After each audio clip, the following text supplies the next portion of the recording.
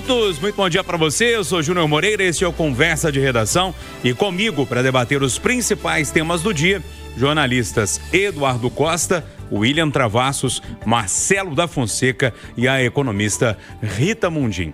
Olha só, pessoal, a Câmara aprovou na madrugada desta quarta-feira um projeto que promove o corte de cerca de 10% dos benefícios tributários. A proposta ainda aumenta alíquotas relacionadas a bets e também a fintechs. O Executivo conta com a aprovação da matéria ainda neste ano para equilibrar as contas em 2026. O texto ainda precisa passar pelo Senado. O placar lá na Câmara foi de 310 a 85. O projeto se alinha à emenda constitucional número 109 de 2021, que fixa o limite de 2% do PIB para os benefícios tributários federais até 2029. Mais cedo, ontem ainda, o plenário aprovou a redução na alíquota cobrada às SAFs de futebol, deixando a taxa de 5% contra os 8,5% que eram cobrados anteriormente.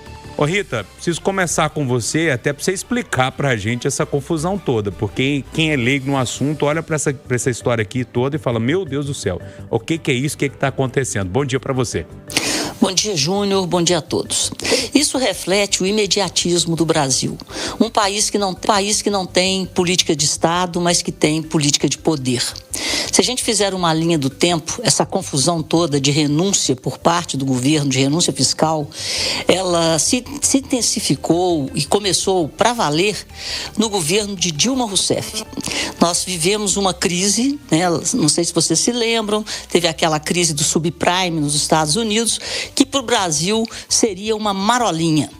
Mas aí o bicho começou a pegar e o governo Dilma, para preservar empregos, resolveu isentar alguns setores, aqueles que contratavam mais mão de obra, né, como construção civil, comunicação, tecnologia, transporte.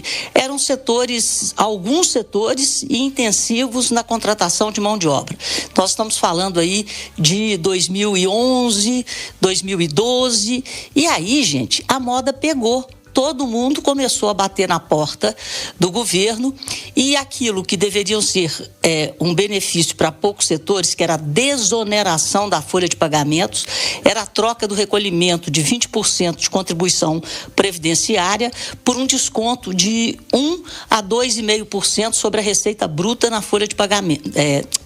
Trocava-se o recolhimento na folha de pagamento por uma alíquota, trocava-se 20% em cima da folha toda, por uma alíquota de 1 até 2,5% em cima da receita bruta da empresa. E aí eu ouvi isso da própria Dilma Rousseff num evento na Universidade de Harvard, é um evento chamado Brasil Conference. Ela foi lá em 2017 e falou, do fundo, ela estava fazendo um desabafo, falando que o que desestabilizou o governo dela foi que o que era para ser um benefício para poucos setores, acabou atingindo 56 setores em uma velocidade muito grande. E essa renúncia fiscal, que chega-se aí a um número em torno de 800 bilhões, aos poucos, né, depois que você dá para você tirar, é muito complicado, porque existe um lobby, uma força política muito grande. E agora, desses eram poucos, viraram 56, e hoje nós temos 17 setores que devem, né, voltar a ser onerados até 2028. E foi feito um corte linear. Mas o que eu quero dizer com tudo isso é a falta de planejamento. Então, os governos cortam e colocam, eles tiram com uma mão, colocam com a outra. Então, eles cortam e impõem impostos de acordo com a necessidade política do momento, sem nenhum tipo de planejamento. E é por isso que o Brasil padece, né? É por isso que o Brasil não tem o chamado crescimento sustentável, porque nós convivemos com governos desorientados que fazem coisas com o objetivo político de permanecer no poder e não pensam na próxima geração, mas na próxima eleição. Então, isso que começou, essa farra do boi que começou em 2000, isso é que é passar a boiada, né? Que começou em 2011, os reflexos estão aqui até hoje em 2025. E quem começou tudo isso foi o governo petista, por causa, né, da preservação de postos de trabalho. E na prática foi provado que não houve tanta preservação assim de postos de trabalho. Mas eu acho que você desonerar folha de pagamento é uma coisa que tem que ser realmente pensada, mas não dessa forma e não com objetivos eleitoreiros. Está aí o tamanho do estrago.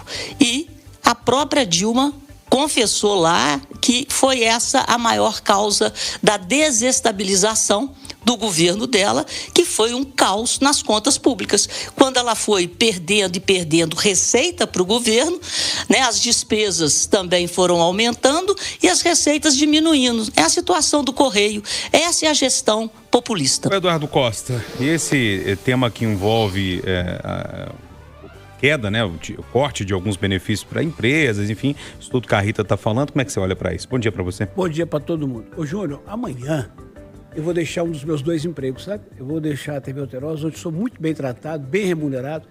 Eu estou planejando isso há 4 anos. Na verdade, quando eu fiz 50, eu queria trabalhar um emprego só, mas ainda tinha que estudar uma filha. Agora que ela formou, eu estou deixando um lugar que me trata bem, que me paga bem, para ficar só na rádio, para ter mais qualidade de vida. Rádio que paga bem também, né? Dá para pagar as contas. Isso, Júnior. Eu estou planejando há 4 anos, mas está na minha cabeça há 20. O sonho meu é que as pessoas governem assim, mas é cada um cuidando de si só. Entra governo, sai governo, é tudo para os amigos e nada para os inimigos. Ô Júnior, o governo federal concede, a última vez que eu vi esse número, 800 bilhões de benefícios fiscais. Então não tinha que tirar 10 não, 10% não, tinha que tirar 90%. Mas isso num negócio assim muito sério, envolvendo Congresso, Justiça e tudo, para poder esclarecer. Ô Júnior, hoje deve acontecer, está prometido que o Tribunal de Contas do Estado e a Assembleia Legislativa vão cumprir o seu dever de divulgar para quem o governo de Minas dá 25 bi de benefícios fiscais. O governo quebrado, com rombo no orçamento, dá 25 bi. Isso não combina com a seriedade do governador Zema. Nós que pagamos a conta temos que saber, pelo menos, para quem é e por que é. Porque se ele me disser, por exemplo, que está dando benefício para uma empresa que veio produzir insulina aqui, ou que vai cair a patente da Ozempic agora no ano que vem, e que vai produzir essa semaglutida aqui para emagrecer e cuidar das pessoas, eu concordo. Entendeu? Agora, se for para quem financia a campanha, a gente não pode concordar. Nem em Minas, nem no Brasil, nem em lugar nenhum. Então, eu fecho a prosa dizendo que não devíamos ter 10% de redução, mas 90%. E tem um outro negócio que está atravessado da minha garganta. O silêncio nosso de imprensa, sociedade civil, do Brasil, diante da proposta do ministro Fachin, presidente do Supremo Tribunal e do Conselho Nacional de Justiça, de criar um código mínimo de ética de comportamento de ministro e de magistrado. Ninguém toca no assunto para dar força para o Fachin. Eu encerro a prosa dos benefícios fiscais e imorais. Viva Fachin! E aí, Marcelo da Fonseca, bom dia para você. Bom dia, Júnior, bom dia, amigos Conversa, bom dia a todos os ouvintes. Em julho, o Eduardo me deu uma missão, você lembra, Edu? Teve um deputado petista que anunciou que as isenções tributárias chegam a 800 bilhões, né, o valor que a Rita bem lembrou. E aí o Edu me deu uma missão, Marcelo, vamos descobrir quais são as empresas que ganham esses 800 bilhões. Eu corri atrás, a nossa equipe correu atrás do Ministério da Fazenda, do Ministério do Planejamento. Até hoje a gente não tem uma resposta. Exatamente quais são as empresas, onde que foi concedido esse benefício. Então, a gente não tem a transparência de onde que esse benefício é concedido, né, e para onde que ele volta. Isso aconteceu no governo Lula, como acontece no governo Zema. Né? A gente teve no início do ano o vice-governador Matheus Simões anunciando que ia dar transparência. Passaram-se alguns meses, o governo foi lá e falou, não tem como dar transparência nisso não. Isso pode nos prejudicar, é questão de estratégia. Então, tanto no âmbito federal quanto no estadual, a gente vê que não tem nenhuma transparência. Agora, essa é uma medida boa, né? Uma medida importante, 10% que seja. É uma medida que o Congresso acerta. O problema é o motivo dessa aprovação. E isso chama-se eleição 2026. O Congresso quer mais dinheiro para as emendas. O governo Lula quer mais dinheiro para anunciar propostas, medidas e conseguir chegar forte em 26. Então fizeram esse acordo ontem, mais uma votação na madrugada. Eu nunca vi uma Câmara dos Deputados que vota tanto de madrugada igual essa.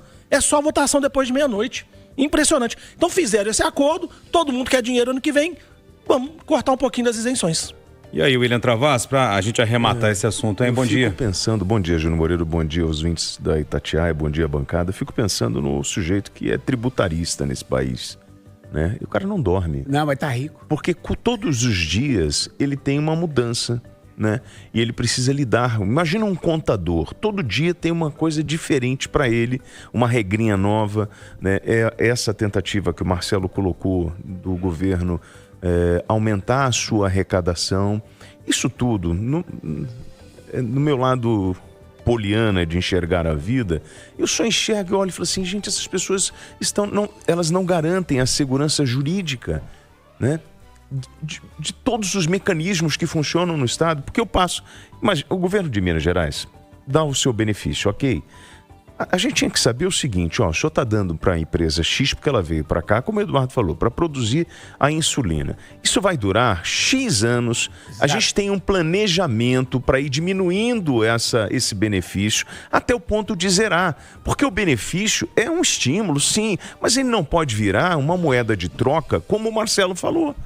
E o que a gente percebe que na política, sem querer demonizar essa política, transformar a política num vilão, mas o que a gente percebe é que as pessoas vão dando para aquele que financiou a campanha, né? Ou para aquele que vai dar algum tipo de benefício para o A, B, C, D. Então, assim, é uma vergonha o que a gente vive. E no fundo, amigo, ninguém está pensando na sociedade como um todo, e sim nessa coisa do meu partido, do meu lado, da minha turma.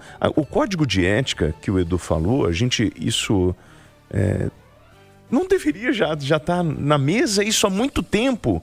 Você tem que dizer, numa lei, que o ministro do Supremo não pode viajar no avião do advogado de alguém que tem uma causa da... Mas isso é tão óbvio que você não pode ter ali aquele conflito de interesses.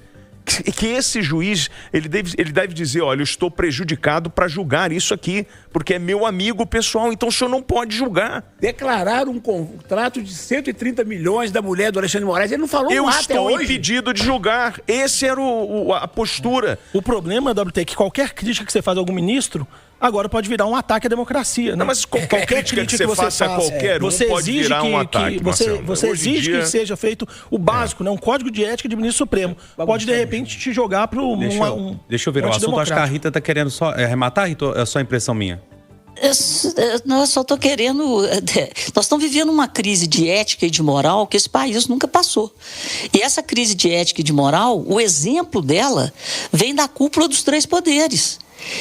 E o exemplo é o descaso com o dinheiro do contribuinte. Então, só para arrematar aquilo tudo que eu falei, que não interessa o governo, mas o início dessa farra foi exatamente na marolinha, né, na crise do subprime, nesse século XXI, é que o que existe no Brasil é política de poder e não política de Estado.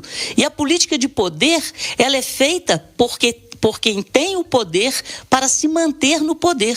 E a política de Estado que deveria ser feita é com o dinheiro do pagador de impostos para a sociedade. E nós temos que sair dessa cilada, dessa armadilha política, porque quem tem a caneta, quem tem o poder, o nosso Congresso, só legisla em causa própria.